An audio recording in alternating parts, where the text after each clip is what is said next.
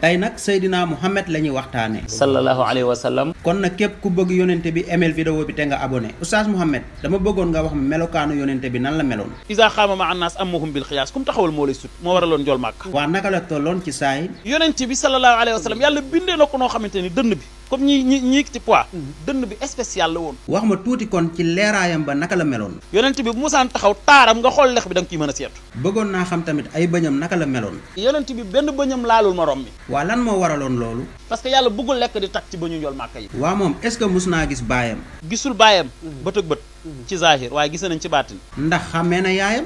xàmmeewul yaayam ba mën jël ci moom benn jikko ndax juróom-benn at la yaayam dem. waa kañ la maamam dem. juróom-ñetti at la am maamam Abdul Mutalib dem. bi mu génnee ci loxo maamam fan la dem. mu génn ci loxo maamam ñëw ci loxo Abdou Manaaf mi jur Ali ibn Abi Talib. Haydara Karara li nit di màgg ci minute laa bëggoon xam yonent bi ñaata la koy màgg. seconde la koy màgg. waa li nit di màgg ci weer nag. li nit di màgg weer yonent bi bés la koy màgg. kon li nit di màgg ci at nag moom kañ la koy màgg. li nit di màgg at yonent bi weer la koy màgg shababuhu mooy màggam gi maa xulaamun amul benn xale boo xam ne shabahu màggee nga ni yonent bi di màggee. waa moom kañ la raam. bi ma amee ñaari weer la raam. kañ la taxaw. fil ji mi ñetti weer mu taxaw. bëggoon naa xam kañ la dox. wa xudratul mashi fi ha in 5 mois yonent bi commencé dox. kon bi mu amee juróom benn weer nag. ma ngay waaxu di daw bi mu amee juróom benn weer. kon kañ la commencé di wax. juróom ñetti weer la commencé wax. dama bëggoon xam kañ la commencé wax bu leer comme ñun ni ñuy waxee. fi taa in juróom ñeenti weer fasaxatuhu lay wax comme ñun ni ñuy waxee.